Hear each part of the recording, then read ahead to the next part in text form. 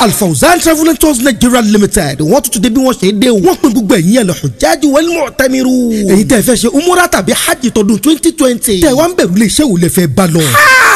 kò sí iléeṣẹ́ tó tó gbangba sùn lóye tó tu iléeṣẹ́ Al-Fawzan lọ tẹnu kó tètè bọ̀ lè kọ́ wọ́n bá hasqobla al-huduri wádìí kó tó wá sọ́dọ̀ wa bí kò béèrè lọ́wọ́ àwọn tí wọ́n bá wa lọ lọ́dọọdún wọ́n mọ̀ sọ fún yín pé iléeṣẹ́ Al-Fawzan iléeṣẹ́ tó létò ní ilé gbígbé jìrọ̀ lọ́dọ̀ wọn síyára dé àwọn àyè al-mashairul muqaddasa àwọn àyè mímọ́ àwọn àyè àṣẹ òní wàhálà nínú ìjọ tó bá sọ pé lọ náà lẹ́ lọ ìjọ tó bá sọ pé dé náà lẹ́ dé pẹ̀lú ògo Ọlọ́run ààbò tó dájú pẹ̀lú ìmójútó ìlera yín òun gan ló jẹ wọ́n lógún jùlọ mọ̀yà sọ́tún mọ̀yà sósì mọ̀ bọ̀ ní olú iléeṣẹ́ Al-Fawzan Travel and Tours kódà yín tẹ̀ tó fẹ́ sanwó yín ẹ̀ tètè mọ̀ bọ̀ ó sì jẹ́ san díẹ̀ díẹ̀ ní àyè wà fún yín olú iléeṣẹ́ Al-Fawzan wọ́n wà ní nọ́mbà 2 Adéníyà Adébánjọ close Ìṣàwó road Agbèkì Ìkòròdú Lagos State tàbí kó pẹ̀ Al-Fawzan sórí 0036479507 tàbí mísọ́nà Al-Fawzan Sheikh Ainur Ridho 08034003959 Fawzan òun lèmi ń bá lọ.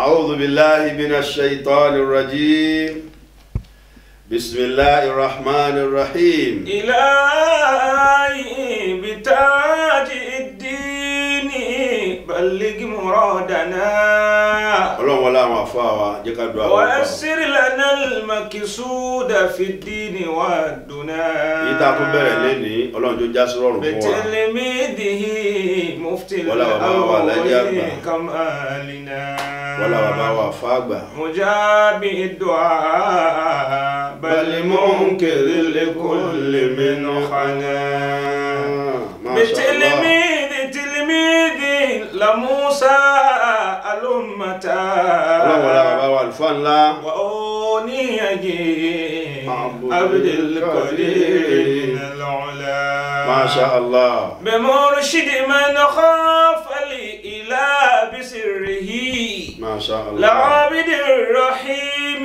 فاتح السبل للورى بحرمة جنتا قامع الكفر كله وبالقارنا حب الإله ذوي الوفاء بجملتهم نال الفتى كل قصدي وياوي الأماني من بلا وكذا المنى صلى عليك الله يا أدناني يا مصطفى يا صفوة الرحمن.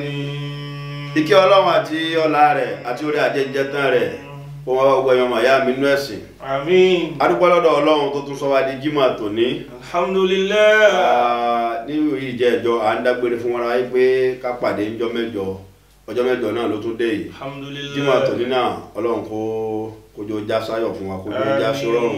Àmín. Àlùbáríkà Ànábì wa Muhammad. Sallallahu alayhi wa sallam. Gẹ́gẹ́ bí tá a bá ọ̀rọ̀ wa dé ní ìjẹ́ ìjọ nígbà tá a kan tí obìnrin nídìí láti máa ṣe pẹ̀lú ọkọ rẹ̀ tán. Àwọn sọ fúnra wa ń jẹ́ ìjọ wípé tó bá di lónìí a máa ka pé kí lọkùnrin gbọ́dọ̀ ṣe fóbìnrin tó jẹ́ dandan fún un tó ti sàwùsù bàbá àbí. Khairur rijali. Sàwùsù náà sàwùsù. A'udhu billahi minash shaitanir rajim. Bismillahir rahmanir rahim. Wal-layli idha yaghsha wan-nahari idha tajalla. Wal-layli idha yaghsha. Ma sha Allah. Wan-nahari idha tajalla. Wa ma khalaqa adh-dhakara wal-untha. Wa ma khalaqa adh-dhakara wal-untha. Inna sa'yakum lashatta. Allahu akbar. Wal-layli idha yaghsha. Àkọ́kọ́ tọkùnrin need láti ṣe fóbìnrin nígbà tí ọ̀rọ̀ fífẹ́ bá ti wọ̀ pé o fẹ́ fẹ́ o ìwọ náà fẹ́ mi ò sọ gbà pé kí n fi ọ mo gbà ọ́ lọ́kọ ìwọ náà gbà mí láya the first step tó kọ́kọ́ gbọ́dọ̀ jáde látọ̀dọ̀ ọkùnrin sóbìnrin òun náà ni alimaharu. You need to give her his dowry. Ọgbọ́dọ̀ fún ní dowry. Alimaharu. Bride gift. Bàbá àbèjì. Bride ọgbọ́dọ̀ fún ní alimaharu. Alimaharu. Wal-layli idha yaghsha. Bàbá àbèjì. Fa'atun nisaa sadaqatuhunna. Fa'atun nisaa sadaqatihinna nihlatan. Ọlọ́run ni ẹ fún àwọn obìnrin ní sàdáàkì, ẹ fún wọn ní dáórì, kó máa jẹ́ nihlatan, kó máa jẹ́ gift. فَإِن تِبْنَ لَكُمْ عَنْ شَيْءٍ. Obìnrin tó gbé sílé ǹjẹ́ ó sanwó sàdáàkì rẹ̀ tó bá di ní Ramadan bá bí ọ̀sẹ̀ kan ẹ máa béèrè náà dandan lọ́wọ́ àfà ṣe obìnrin tá a so igi rẹ̀ só lè dá sáàrì má jẹ́ obìnrin tá a so igi ẹ̀ ǹjẹ́ ó lè dá sáàrì fún wa sáàrì oúnjẹ tó ti jẹ látijọ́ yìí ntí o bá ti lè mú oúnjẹ tó ń jẹ látijọ́ ìdí ẹ̀tọ́ fún ọ sáàrì náà dẹ̀tọ́ fún ọ láti jẹ. فَأَتُوا النِّسَاءَ صَدُقَاتِهِنَّ نِحْلَةً. Tí Ramadan bá ti ń bọ̀ láwọn wá gbóríṣiríṣi ìbéèrè ustaz ẹjọ́ sóbìnrin tí ó bá tàbá so igi ẹ̀ ó so igi rẹ̀ ọmọ mà ti di mẹ́ta mẹ́rin lẹ́yìn la ilaha illallah Muhammadu فَأَتُوا النِّسَاءَ صَدُقَاتِهِنَّ نِحْلَةً. ibo la wá lo ayé yìí dé ibo la lò dé yìí. La ilaha illallah. Àkọ́kọ́ ń bẹ̀ ó gbọ́dọ̀ kọ́kọ́ fún un ní dáórì tí sì sàdáàkì ìgbà yẹn ni ó ti wá ní ẹ̀sẹ̀ gbà wípé ẹni ìlọ́kọ̀ ẹlẹ́ẹ̀kejì ń bẹ̀ ó náà ní an-nafaqah. La ilaha illallah.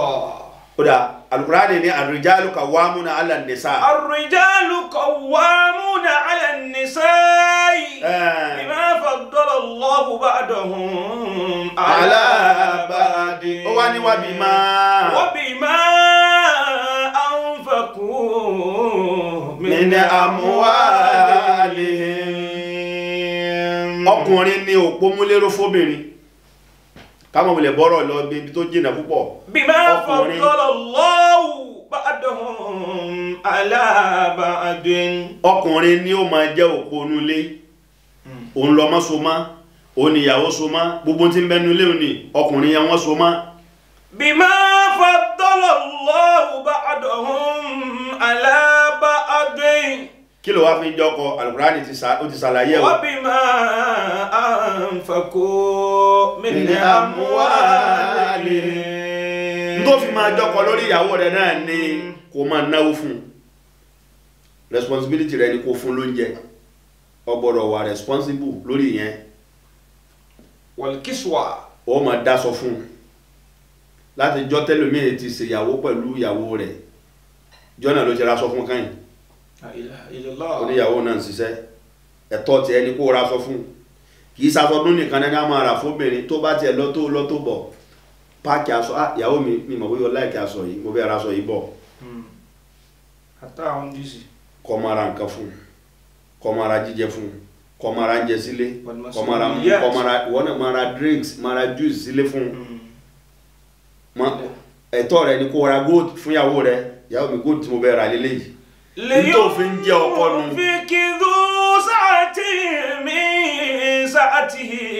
Ẹni agbára ló bá rá góòdù bá gá góòdù kọ́ra ẹlẹ́gbẹ́ kẹ́jẹ́ bú.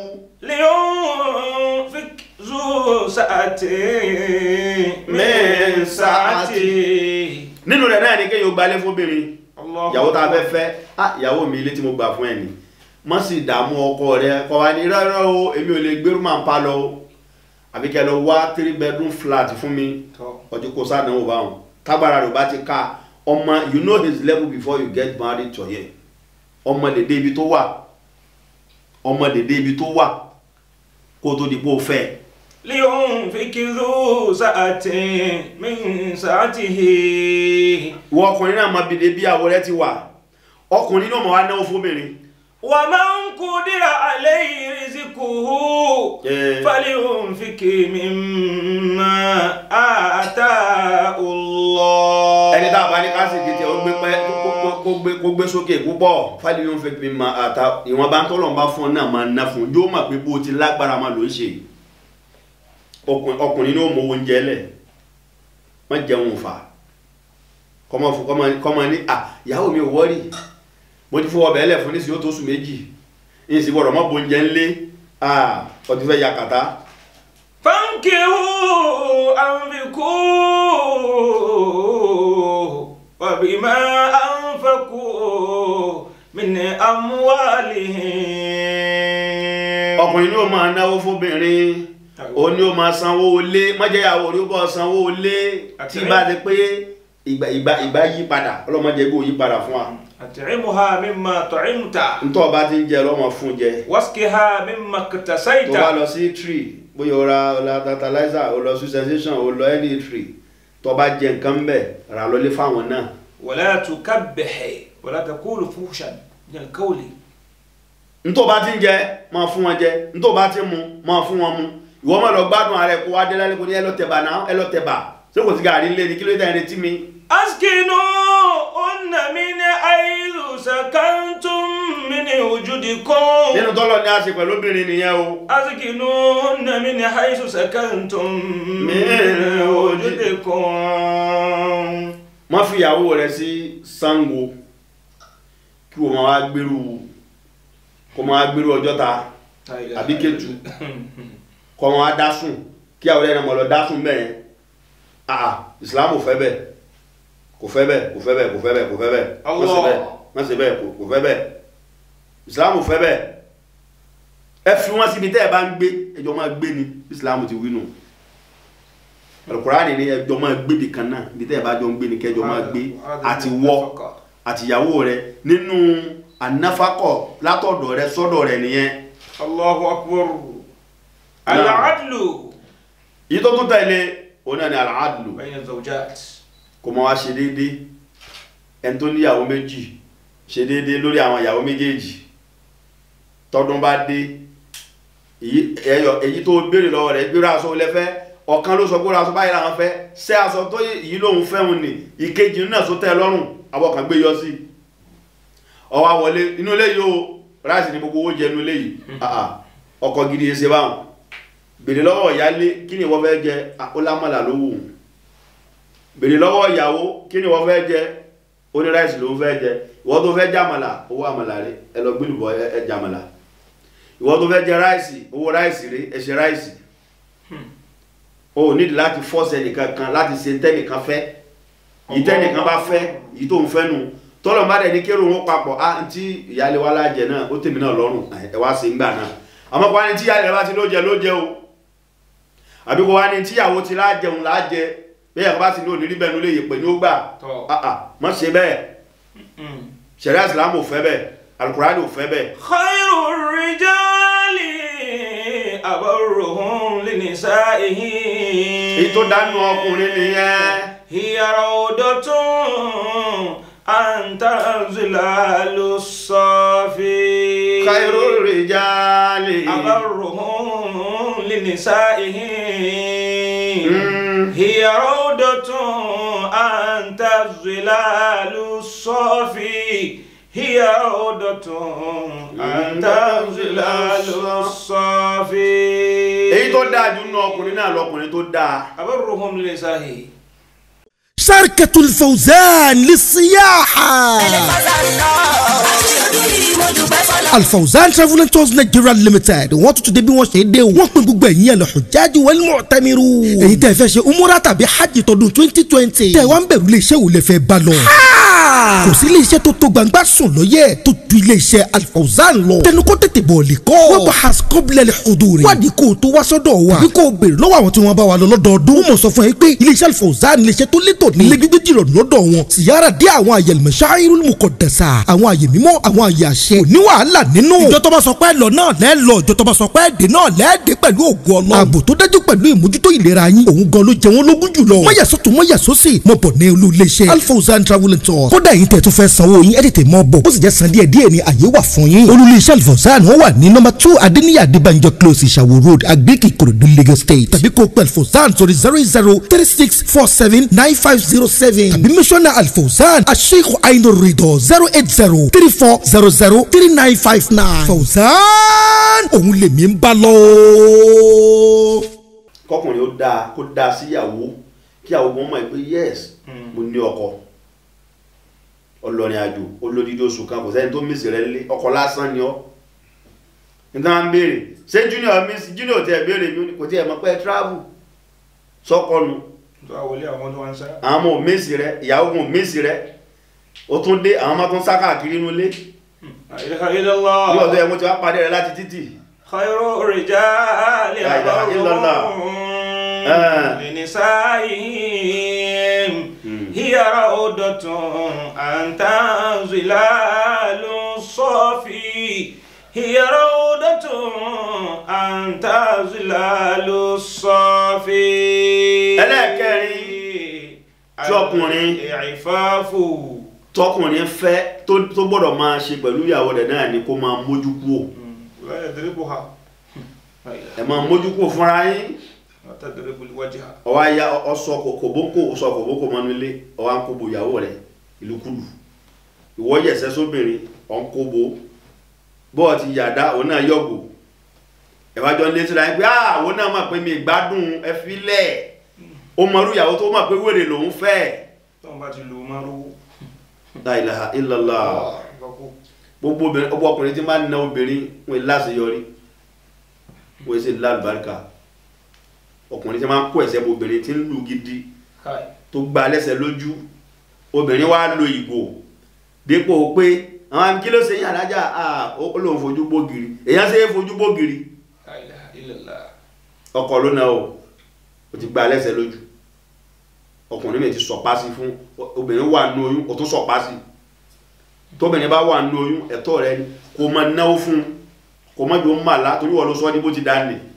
khairu rijali abarruhum linisai. bàbá àbèjì ọkùnrin mi ìyàwó rẹ̀ ń tọ́mọ lọ́wọ́ yóò sì fẹ́ jáde ló sì gbápò kan lé lọ́wọ́ kí ni kó fi rà ẹ̀bà ní àbí gàrí ẹ̀bà ní àbí búrẹ́dì àpò kan 200 naira.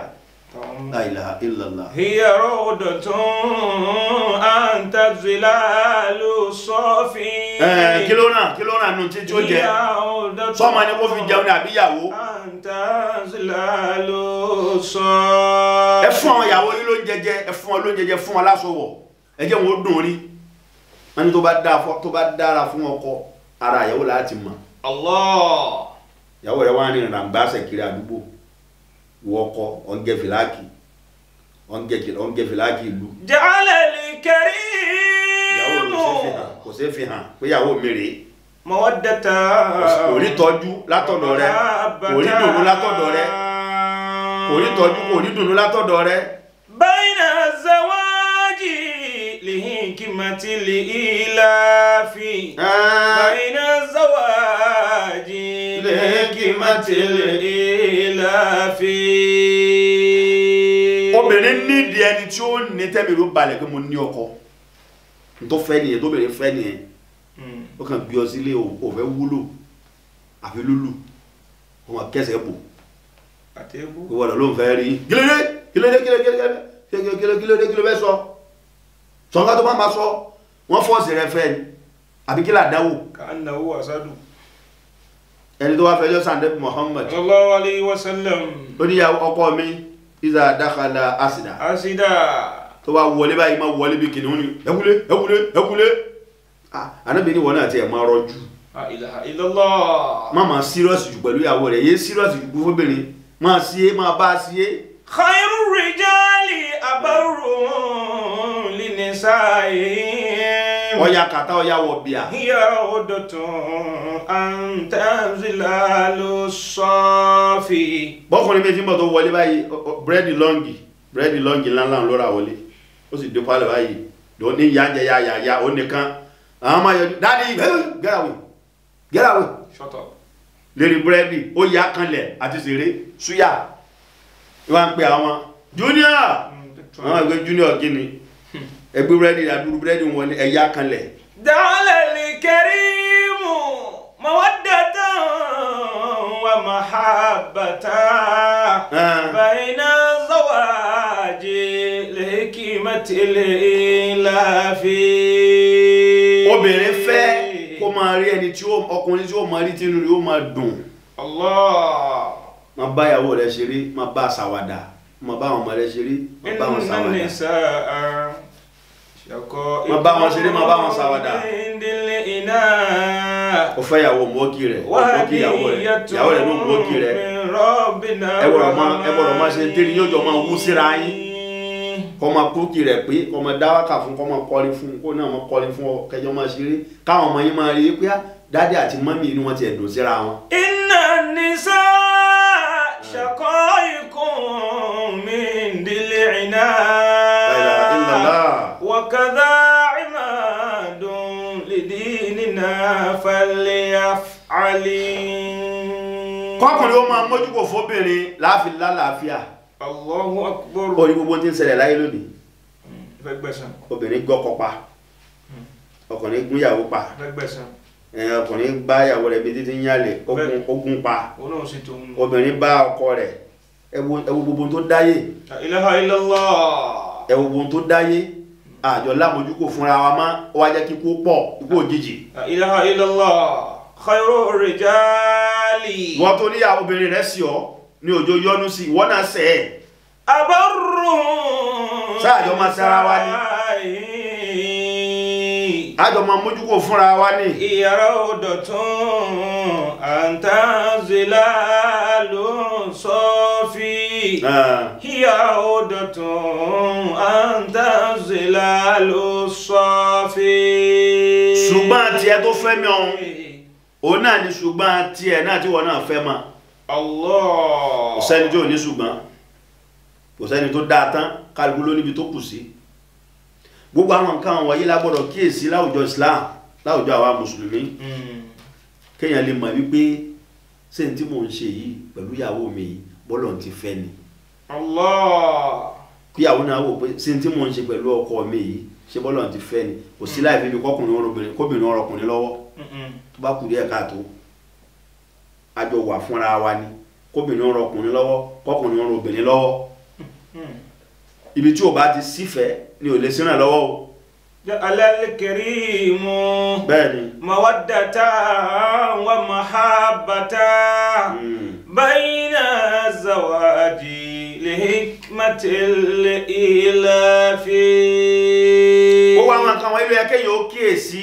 àtẹni ó lẹ́yọ̀ kan, àtẹni ó ní méjì, àtẹni ó ní mẹ́ta, àtẹni ó ní mẹ́rin.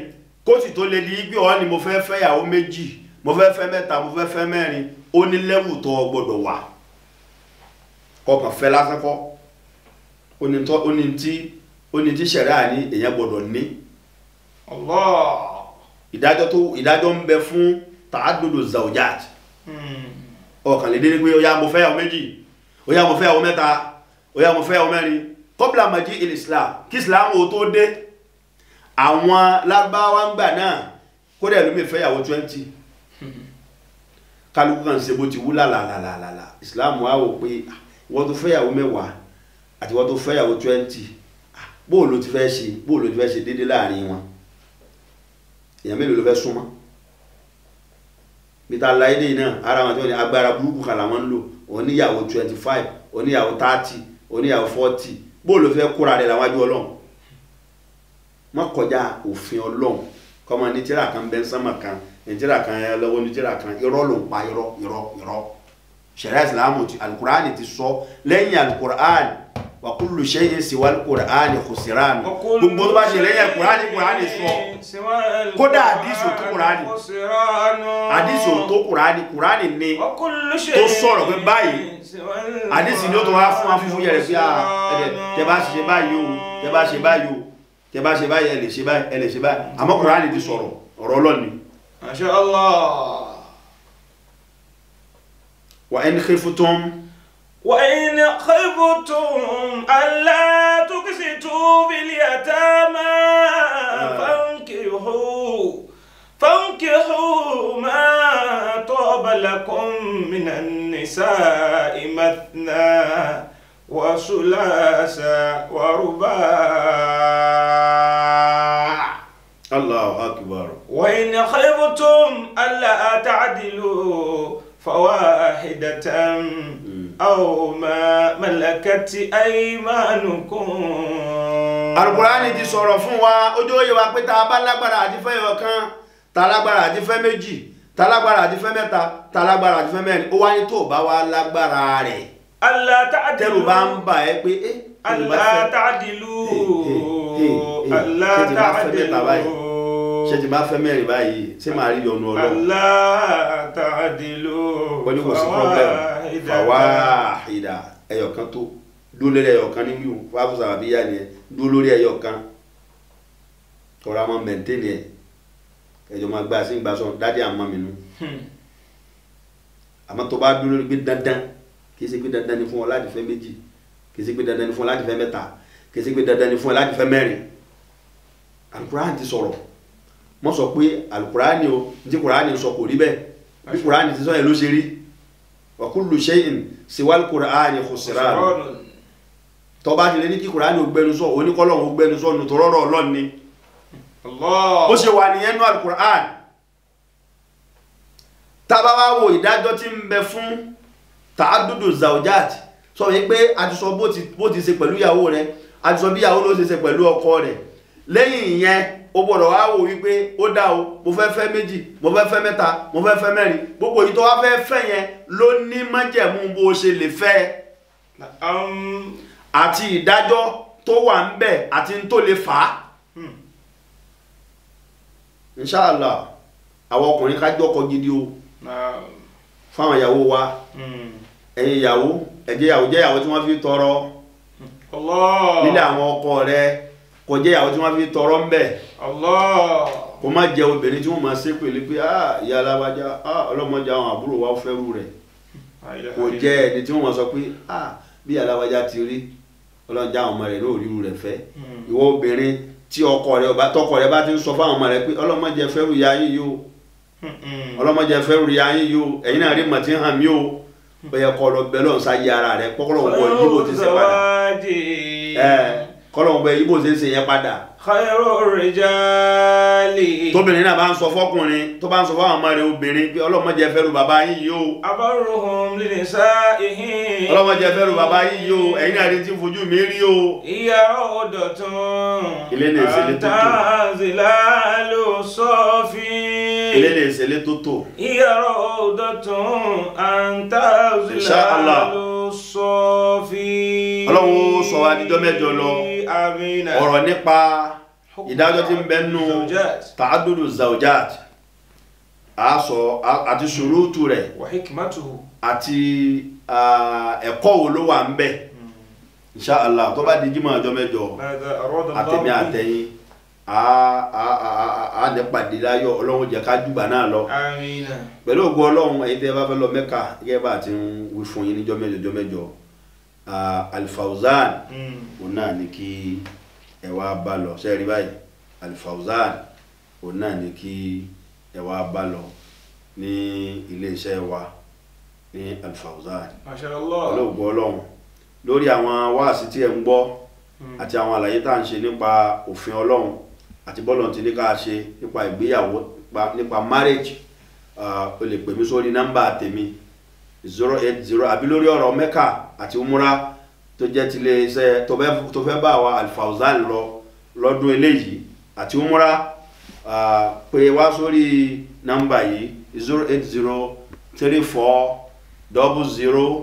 08034003959 àbí kò pé ọ̀gá iléeṣẹ́ wa gangan Alhaji wa Muhammadul Qasim tó ní iléeṣẹ́ Al-Fawzan 08036479507 08036479507 Ọlọ́run wọlá nẹ́bí àtọkọ àti ìyàwó tí ń wò wá gbogbo yìí ò ní dàrú ẹ bára yín kalẹ̀ àgbáríkọ́ sí máa wọ̀ ẹ̀yìn tí lórí yóò tò ìjà lónìí ìjà lọ́la lọ́wọ́ jẹ́ kí lórí òtò yóò bá pẹ̀tù sí inú gbogbo àwọn tó bá jáde níjọba náà ó jọmọ àlùbáríkà ọlá àwọn afá wa ọlá àwa wà alájà àgbà ọlá bàbá oníyẹnjí ọlá bàbá ọlọ́lọ́dán ọlá bàbá wa síndìrì ọlá bàbá wa Sheikh Abdulbaki Muhammad olùkọ́gbà nínú ọlá bàbá wa lágége Maulana Sheikh Adam Abdullahi Al-Alori subhana rabbika rabbil izzati amma yasifun wa salamun ala al-mursalin walhamdulillahi rabbil alamin ma'assalam wa ila al-liqa. Amin. شركة الفوزان للسياحة الفوزان Travel and Tours Nigeria Limited wọ́n tún débi wọ́n ṣe é dé o wọ́n pín gbogbo ẹ̀yin ẹ̀ lọ Hujjaj wal Mu'tamiru èyí tẹ́ fẹ́ ṣe umura tàbí hajj tọdún 2020 tẹ́ wá ń bẹ̀rù ilé iṣẹ́ wò lè fẹ́ bá lọ.